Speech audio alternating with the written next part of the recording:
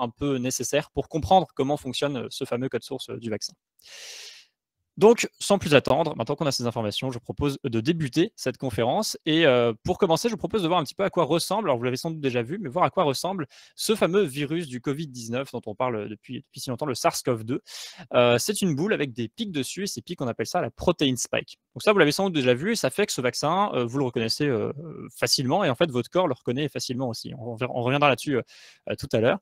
Avant d'en reparler plus, je vous propose de voir aussi également comment fonctionne un vaccin classique pour que vous puissiez voir la différence avec le vaccin de Pfizer.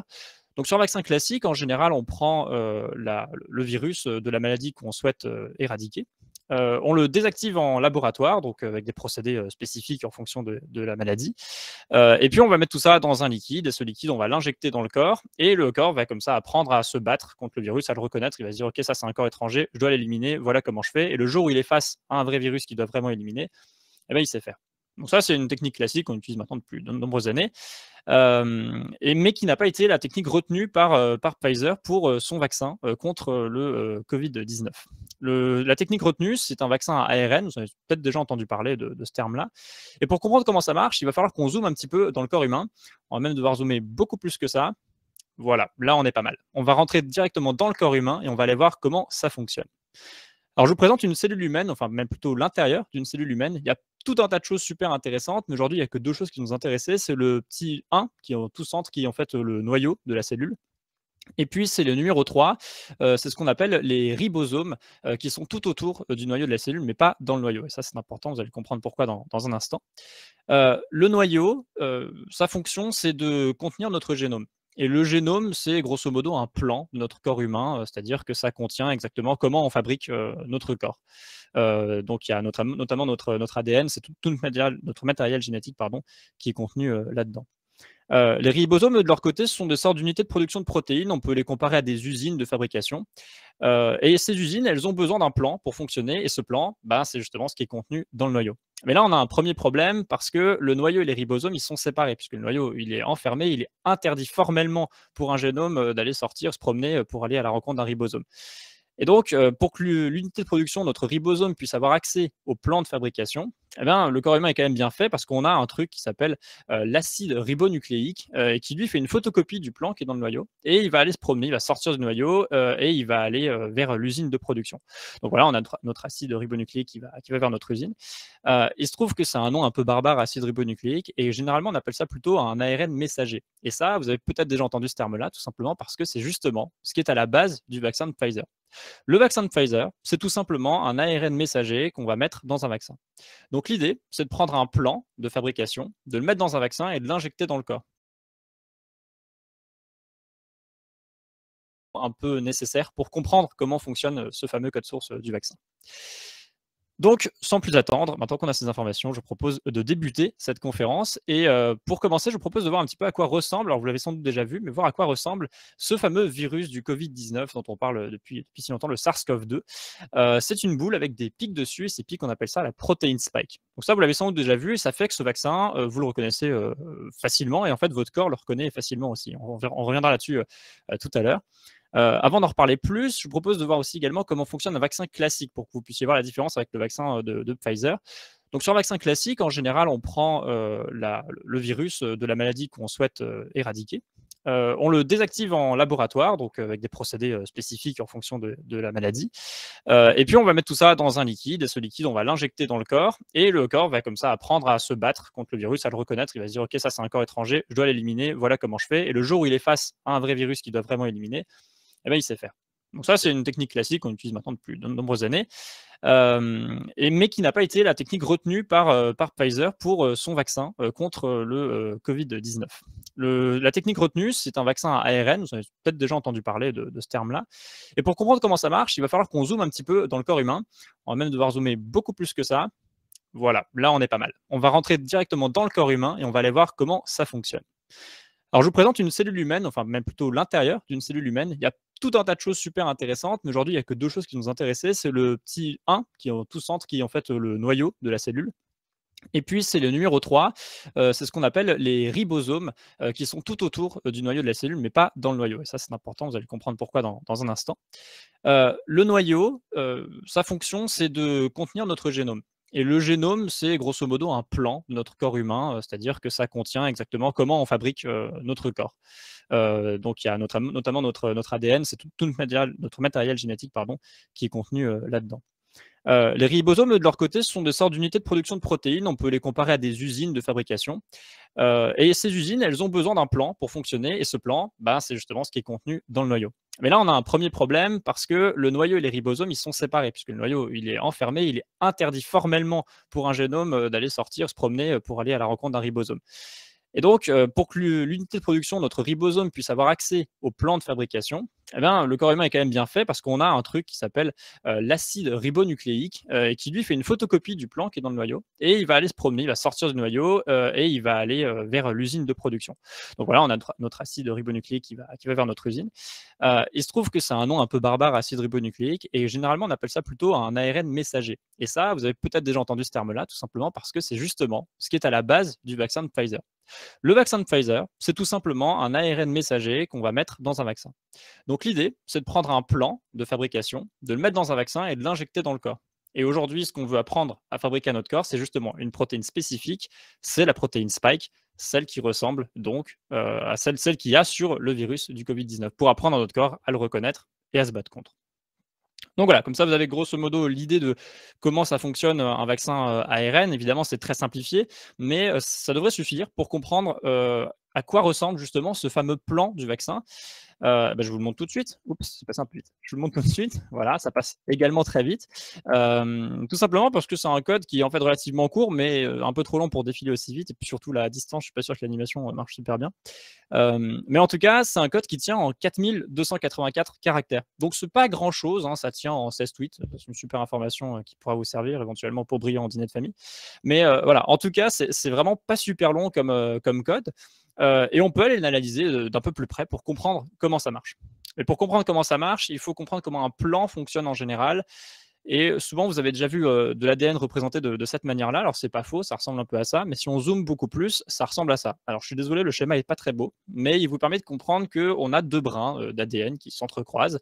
Ces brins, ils sont équipés de nucléotides. Alors, si je prends un petit pointeur laser pour vous montrer, les nucléotides, effectivement, donc ce sont les différentes lettres qui sont ici. Et on a notre ARN qui est synthétisé au milieu, qui vient faire sa photocopie finalement. Et ce qu'il faut retenir, c'est que la photocopie, elle se fait avec 4 lettres et c'est toujours les mêmes 4 lettres. A, U, G et C.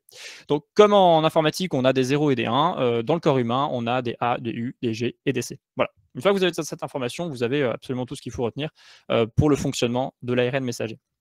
Et donc, si on regarde notre code source du vaccin, eh bien, on voit que ça fonctionne parce qu'on a effectivement la lettre G plusieurs fois, on a la lettre A plusieurs fois, on a bien la lettre C. Par contre, il n'y a pas de lettre U. Alors ça, c'est encore un problème qu'on rencontre. Pourquoi dans le code source du vaccin, on n'a pas la lettre U, puisque un ARN messager ne peut contenir que G, A, C et U. La lettre U, elle a été remplacée par la lettre grecque psi, tout simplement parce que ça, c'est une découverte qui date d'il y a quelques années. On a découvert que la lettre psi fait exactement la même chose que la lettre U une fois que c'est interprété par le ribosome. En revanche, si on met une lettre U, le corps humain est assez bien fait. On a un antivirus qui est assez performant, la base virale est à jour, on pourra dire. Ce qui fait qu'on est capable, le corps humain va détecter que c'est un ARN qui vient de l'extérieur si on met la lettre U d'origine. Voilà, on ne sait pas trop pourquoi, mais on sait que ça ne passe pas du tout. On ne peut pas injecter un ARN messager comme ça, qui serait une copie pure avec la lettre U. Et par contre, la lettre psi, ça passe totalement. C'est un bypass, exactement comme on peut en faire avec d'autres techniques en informatique hein, pour hacker des systèmes. On peut bypasser des antivirus en changeant légèrement un bout de code tout en faisant en sorte qu'il ait la même fonction à la fin. Bah, c'est exactement le même principe ici dans le code. On a remplacé la lettre U par la lettre psi. Voilà, ça c'est la seule petite différence qu'il y a dans le code. Et c'est la seule petite information qu'il faut retenir. On va pouvoir attaquer le code. Le code, il est en fait en 6 parties. Et vous allez voir, c'est relativement simple à comprendre parce que chaque partie a une utilité très spécifique, exactement comme dans n'importe quel code informatique. Et donc, sans plus attendre, je propose de commencer à regarder ça. On a la toute première partie, c'est ce qu'on appelle le cap, on peut appeler ça la coiffe. Et en fait, ce sont tout simplement les toutes deux premières lettres, G et A, qu'on peut assimiler un peu au shebang qu'on a en Unix, qui permet en fait tout simplement au système de savoir que le fichier a été produit par un système Unix et qu'il est prévu pour être exécuté sur un système Unix. Et bien là, c'est exactement la même chose. L'ARN messager doit absolument commencer par la lettre G et A, qui sont donc les nucléotides G et A, pour savoir que le système, que ça a été produit par un corps humain. Donc ça permet de légitimer la provenance du code, alors que ce n'est pas forcément le cas, mais on triche un peu. Et ça permet au corps humain de savoir que voilà, il est censé exécuter ce code effectivement par la suite. Ensuite, on a une deuxième région qui s'appelle la région 5' non traduite. C'est un peu barbare comme terme. Vous allez voir qu'en fait, c'est tout simplement une section de métadonnées. Ça permet de savoir quand est-ce qu'il faut produire la protéine et en quelle quantité. Ça, c'est contenu dans cette section-là de la protéine. Ça a été tiré pour le cas du vaccin de l'alpha-globine. C'est une molécule qui doit être produite en très grande quantité et immédiatement. Donc, on a tiré cette section-là de cet ARN-là pour produire un maximum de protéines spike pour que notre vaccin soit le plus efficace possible. La région 5' elle a une deuxième fonction, elle sert de zone d'assise pour le ribosome, donc qui est l'usine de production, qu'on voit ici en jaune et vert, qui vient donc s'asseoir sur le ribosome. Elle s'assoit sur cette région 5' non traduite pour commencer à produire ensuite la protéine spike en fonction des nucléotides qui sont contenus après. Voilà, donc là, on a regardé les deux premières sections de notre vaccin. On va pouvoir attaquer la troisième section, qui est la partie sig ou signal. Mais juste avant, je vous propose qu'on remplace les lettres psi par des lettres U. Ce sera plus simple pour pouvoir le comparer avec le code d'origine du virus, pour voir s'il y a des différences. Et puis, on sait de toute façon que ça fait exactement la même chose. Donc, on va vraiment considérer maintenant que tous les psi sont des U. Et on va faire un autre truc, c'est qu'on va grouper les nucléotides par groupe de 3. Tout simplement parce que, exactement comme en informatique, on a 8 bits qui forment un octet, et bien dans le corps humain, c'est assez bien fait aussi, on a 3 nucléotides qui forment un codon. Et un codon, c'est égal à un acide aminé. Et un acide aminé, c'est tout simplement un bout de protéine qu'on va produire. Il y a un tableau de correspondance qui existe. Alors, il est sur Wikipédia. Le corps humain, lui, n'a pas besoin d'aller sur Wikipédia. Il connaît ce code de correspondance par cœur. Il est très doué. Nous, par contre, on va s'appuyer sur ce tableau pour comprendre un peu comment ça marche. Donc, si on prend, par exemple, un codon qui serait CAG, on va dans la ligne C, on va chercher la colonne A et on va aller chercher à droite la ligne G, pardon, et on voit qu'on produit donc du glutamine. Et donc voilà, on sait que là maintenant le corps va devoir produire du glutamine à ce moment-là et l'ajouter à la chaîne pour fabriquer une protéine qui contiendra donc ce codon. Donc maintenant qu'on a cette information-là, on va pouvoir regarder un petit peu cette partie signal de plus près. Et déjà, on va essayer de comprendre à quoi elle sert. Cette partie signal, c'est tout simplement une sorte d'étiquette d'expédition, exactement comme vous pouvez en avoir une quand vous commandez sur Amazon, vous avez un colis, vous avez une étiquette d'expédition. Ça permet de savoir en fait ce qu'on fait de la protéine une fois qu'elle est produite, où est-ce qu'on l'envoie, à quelle partie du corps elle est destinée. Et donc voilà, cette section signal, c'est toujours pas la protéine spike, c'est une section d'étiquette d'expédition. Mais on a un petit souci, c'est que si on la compare à l'étiquette d'expédition du virus, c'est pas la même. Et ça, c'est plutôt embêtant, parce qu'a priori, on veut faire exactement la même chose que le virus pour apprendre au corps à se battre. Et là, on se rend compte que ça correspond pas.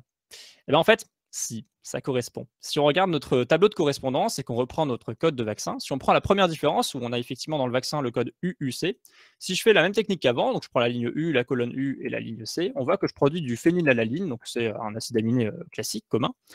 Et dans le cas du virus, j'ai j'ai le codon UUU.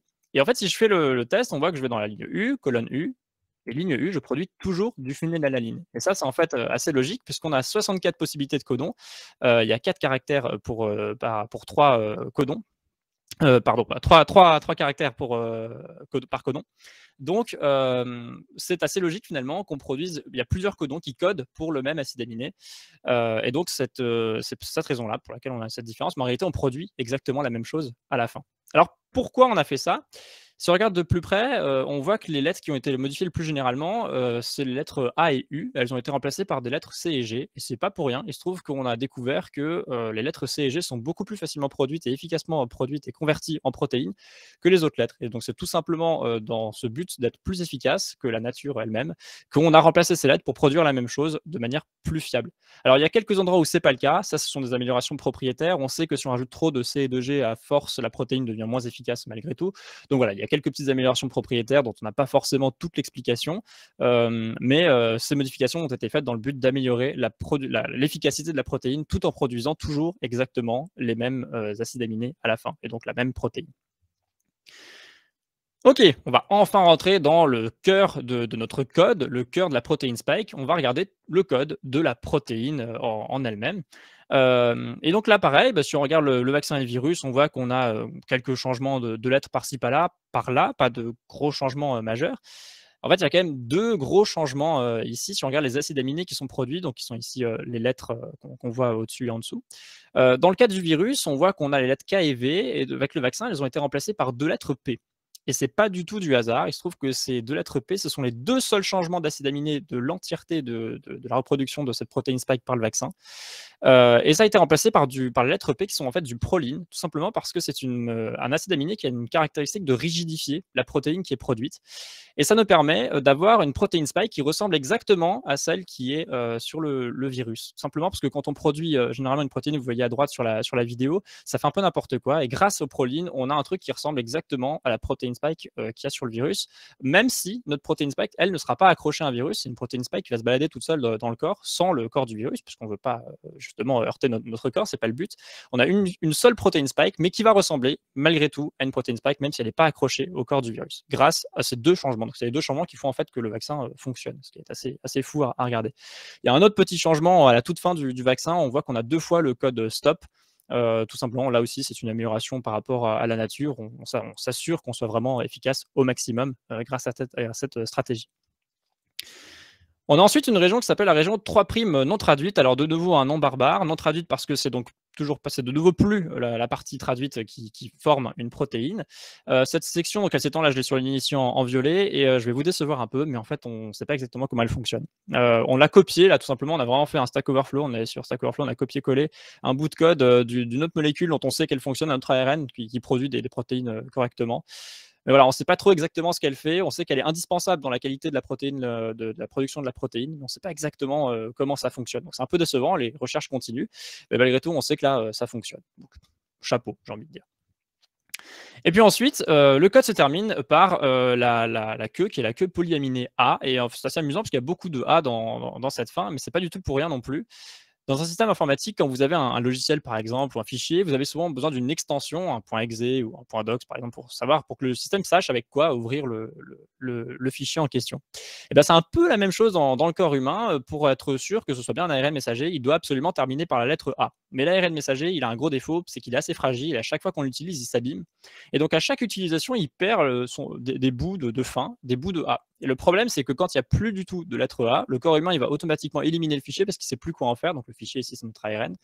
Et donc, pour maximiser l'efficacité et la durée dans le temps du vaccin, eh bien, le fabricant a rajouté un maximum de lettres A pour que même quand on commence à abîmer l'ARN messager à chaque fois qu'il est copié, eh bien, on va malgré tout avoir une durée maximale d'efficacité.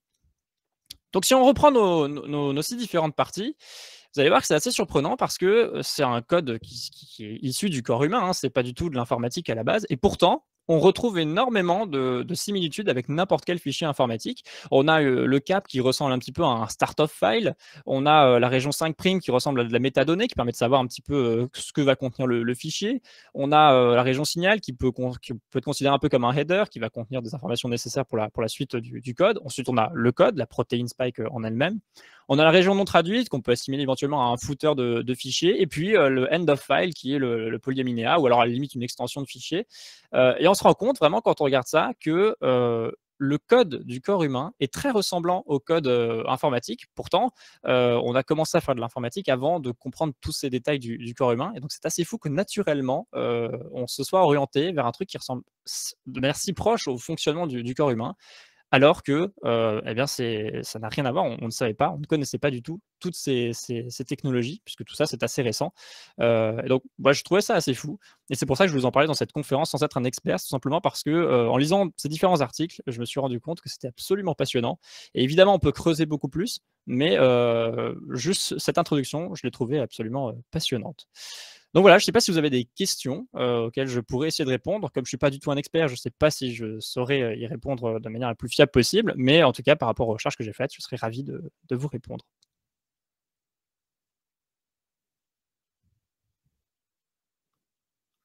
Alors, je ne sais pas, je crois qu'il y a un chat, je ne sais pas comment on y accède. Ici, je crois. Voilà. Le corps humain est un programme. Oui, c'est un peu ça, effectivement. Le corps humain est un programme. On dirait du COBOL avec le numéro à droite. Oui, c'est un peu ça, effectivement. Bravo pour les traductions de Berthe. Oui, tout à fait. Alors, effectivement, c'est principalement tiré d'un superbe article de Berthe, vous pouvez le chercher assez facilement. Hein, vous tapez découverte du code source du vaccin de Pfizer sur Google. Et les animations, alors là, j'ai pas les sources effectivement, mais je peux éventuellement vous les partager plus tard sur mon Twitter. Avec grand plaisir, vous pouvez me suivre et je vous partagerai ça.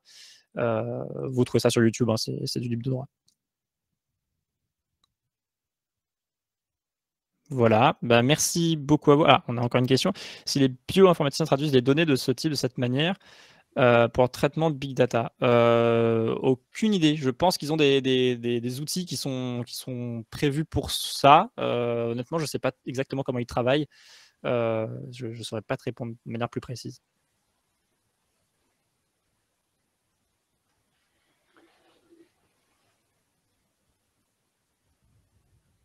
Encore le corps humain en JavaScript, très très bonne idée. Moi, je suis très partant. On peut essayer. On peut essayer. Il y a d'ailleurs justement Bert qui a écrit un article effectivement très intéressant, hein, à la base de cette conférence. Il avait lancé un concours justement de reprogrammer, de refaire le code du vaccin de manière plus ou moins efficace. Et pour l'instant, personne n'a réussi à avoir un vaccin aussi efficace que celui de Pfizer. Donc, ils ont quand même un peu taffé visiblement. Alors le code, il est effectivement, alors il n'est pas open source, il est disponible. En fait, c'est l'Organisation mondiale de la santé qui l'a publié. On ne peut pas le copier tout simplement pour en faire un vaccin. Alors le code en lui-même, ça ne sert pas à grand chose parce qu'il y a encore plein de choses qui vont autour. Il y a tout l'emballage du vaccin, le liquide qui permet de l'injecter, le dosage, etc. Ça, c'est encore des choses qui ne sont pas open source, donc on peut pas. Donc le code en soi, oui, il est open source, c'est pas vraiment un secret. En revanche, le reste, l'emballage du vaccin, ça pour le coup, c'est sous licence. C'est pour cette raison-là qu'il n'y a que Pfizer qui peut le produire.